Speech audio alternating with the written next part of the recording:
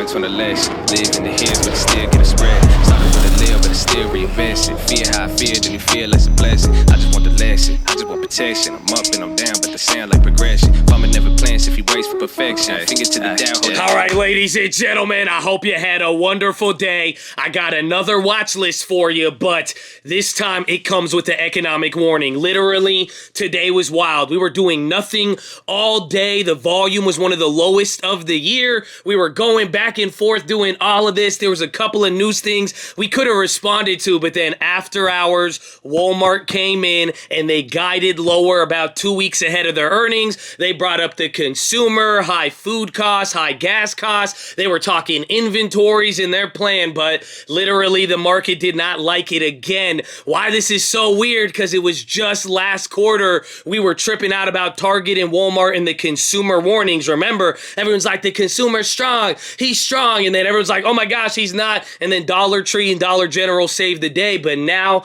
leading into earnings, you had some people talking about this one still being a little worrisome, but now that news after hours, that dominated. That's going to be the pressure coming into tomorrow, and it literally had a huge effect. Walmart is down 10% now. Even Target is down 4%. Amazon, they're even down 4%. So all those discretionary names, again, that's what, XLY? Yeah, that's the ETF. Remember that video? That one's even dropping too, and that is going to be interesting. So we got a lot to talk about. I still got the breakdown. We still have Powell this week, and we did get some updates, and then we got to go over all the rest of the earnings and what to expect for the rest of the week. So drop your thumbs up on the video. Make sure you're subscribed. And if you don't know, we are live Monday through Friday, 30 minutes before open, youtube.com/the stock market battle. Just go. We'll see you there in the morning. It's free 99. We're glad to have you. And this is Abdul. This is Abdul the camel. I got him as a gift because you were like, yeah, Josh wants a camel.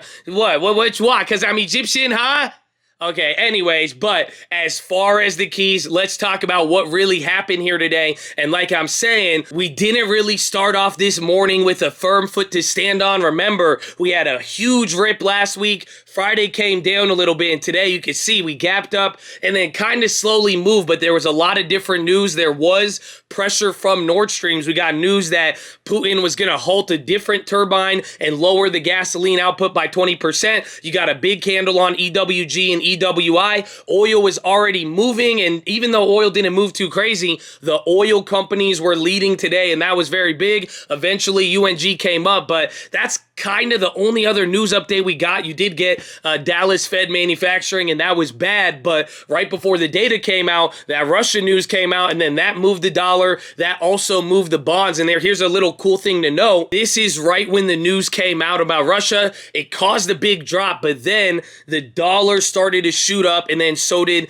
EWG, even the bonds as well. But then the equity market was able to bounce middle of the day. It eventually came back down, but you'll notice right when that move happened, the dollar didn't come back down to that level. Neither did EWE or EWG, and then even TLT as well. But the point was, we're seeing some effects. If you remember the video from last week with the whiteboard, there's just a lot going on. So keep this in mind. You had that bad data, you watch these effects, but that was the only thing. And then, like I said, right when that news came in after hours, that is literally the biggest piece of news, and that will cause a reaction and pressure. So we're going to really see how people digest that tomorrow. But that's the first key. The second thing, as we move forward for the rest of the week, just keep your eyes on the earnings. Watch out for any earnings guide downs in the mornings. Again, you're going to get McDonald's, GM, and a couple of other big names. So watch if there's any guide downs, then watch the industry. But here's a little fun fact. By this time in earnings, again, it's only been about a week or two, but you have 77% of companies either holding the same guidance or increasing,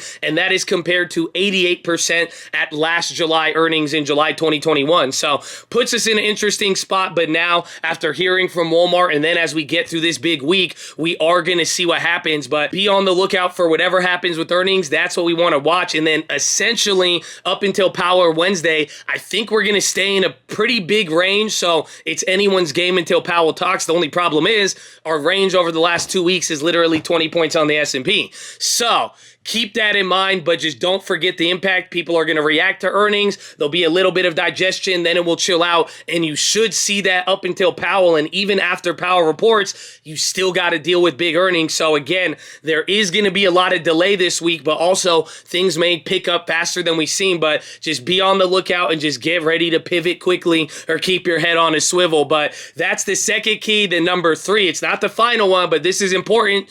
Energy might go crazy today. So I don't know if it was because the admin just jinxed it with this tweet right here saying you save $30 on gasoline, which is ridiculous, but here's the better part. Again, you saw us do this with UNG. I haven't made a play on this right now for oil, but now as people are talking about earnings and a lot of things in Powell, just keep in mind commodities and energy, because right now with oil and energy, specifically oil, the spread between Brent crude and WTI, it's the largest it has been since the invasion in March. So pretty much European oil is skyrocketing now, or at least it's bounced and recovered, but now our WTI, it has not really played along just yet, but remember what happened with UNG. So keep your eyes out for that. And again, by the end of the week, you are going to get earnings from XOM and Chevron. So keep all that in mind. And then finally, I heard this today. People are talking about it, but literally, especially after the Walmart stuff, this is a make it or break it moment for investor confidence. By the end of this week,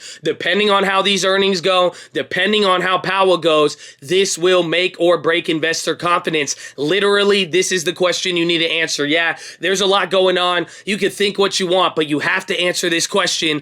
Are things more predictable than they were 6 weeks ago? That is what's going to cause a bottom. That's what's going to cause a rally, or we're going to see more volatility, because now by the end of these earnings, if you could get more predictable about where things are going, that's going to be bullish. If not, it's going to be bearish. After Powell speaks here on Wednesday, if it makes things more predictable, that's going to be bullish. If not, then it will be bearish, and we're just going to be back in that same situation of there's a lot going on, wait for the data, wait for this report, then wait for this, and then we bounce back and forth. It's kind of fun to do. You should try this. But yeah, that's the main point right here. So we'll see what happens. We talked about Powell yesterday possibly being bullish if he is predictable about September, but a lot of people brought this up. I'll give you an update as we come into Wednesday. We'll see where everybody is at, but pretty much some people, they're taking the opposite side that I took, and they're saying that Powell's not even going to bring up September and try to stay away from it. So we will see. But again, this question, are things going to be more predictable than 6 weeks ago?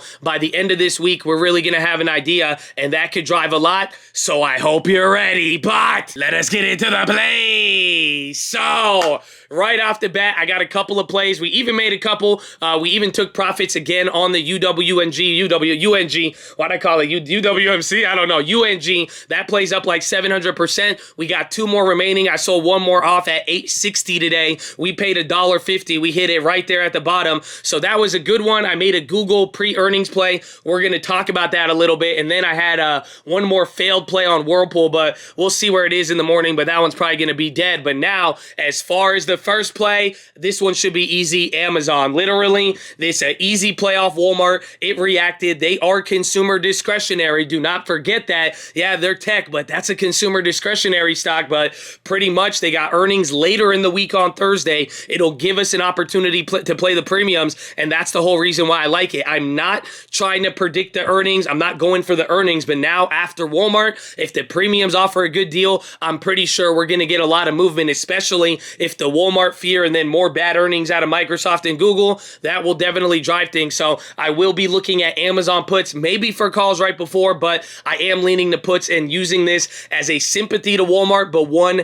that also has earnings and maybe could get some earnings premium. But that's the first play. I really, really like that coming into tomorrow. The number 2, I really like this play, but I am keeping it smaller. I may want to go bigger. We will see, but Spotify, I think this one could be a good cheap downside play. I forgot which ones I got. I grabbed an August 75 put. I only grabbed one of them for 55 cents. So like I'm saying, I'm keeping it cheap. I'm pretty far out the money, but the whole idea is here. Chad brought this up, baby. Shout out to Chad. This was a Chad idea straight from the chat. I'm blanking on the name. I wish I could shout you out right now. I'm sorry, man. You know who you are, but people brought this up. We even talked about it a little bit today, but just the whole idea is that all of their revenues are European or in euros. Again, they're a foreign company and they're affected by ad spend. I think just that right there is just enough to make it on the chopping block, and it's already down. It's below IPO price, so it could be interesting. I got a cheap play, but I would definitely watch out. It could surprise to the upside, but we will see what happens with everything, and that's why I said just keep it small and cheap, and I think it's a good one at a good price point. But that's the second play, and then finally, number 3, baby, Google. The call premiums were cheap. I went for them today. I grabbed, I don't know which strike it was, but I spent about $270. It was a next week 112.25. I think it already dropped down to 220, so 50 cents, still a pretty big amount. I think that's like 20 or 30%, but the reason why I bought it, Google premiums on the call side were lower than any other point last week. They literally got pummeled today. I went to go look at the puts, and even in the morning, the puts were still at the run-up price that they were at a couple days ago. So I said, all right, might as well go for a call. If it's cheaper, if we get any run-up, it could be good. And Google was leading a little bit in the morning, but it just did not end up playing out. So they went down, but I'm just going to look at it. I don't know if I'm going to have enough time to pull off a play coming into tomorrow. It might not change, but pretty much if I could get a cheap put, if it does manage to go up, that would be ideal for earnings. Otherwise, I may be stuck in the cheap call. In this one, I'm just going for the cheapest side on the premium. If I can't get a pre-earnings run up and sell out before, I'll hold it, because usually by then you're already down 50%. So it's like you might as well hold it anyway. So that's kind of how I'm feeling, but I would definitely watch Google, add that to the Amazon, and then just keep an eye on Microsoft as well. Remember, they report too, but those were the main plays. Like I said, all we did was the UNG. I grabbed a Whirlpool, the Spotify. I did grab a McDonald's, so they're going to report in the morning. Spent about 60, 70 bucks on the 230 puts for next week, or was that this week?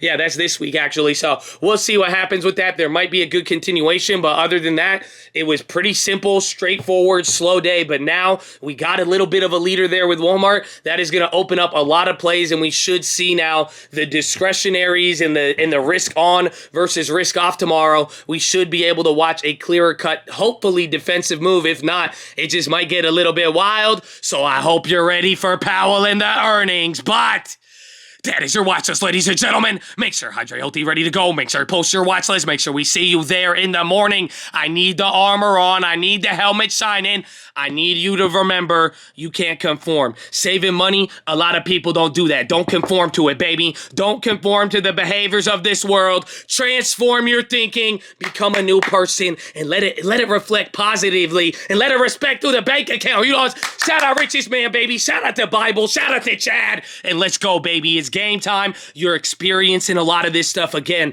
The ghost of last earnings and consumers coming back. So Chad, stay focused. Like we said, good and bad. Same time, opportunity, both sides. This week is going to be crazy. So I need you locked in, and I'm glad you are, baby. GG. God bless Nicole. I love you. I'll see you in the morning. And God bless Chattadonia. Abdul, love you, baby. Abdul, love you. I love you. Habibi. Ana bahibak, Habibi. أنا بحبك قوي أنا بحبك كتير كتير قوي. Okay, goodbye, Habibi. Good night. No Mickey Mouse daily put tomorrow, please. No Mickey Mouse. No, I'm not Mickey. Do I look like Mickey? No. I'm sorry. I just have a lot of... Okay, goodbye.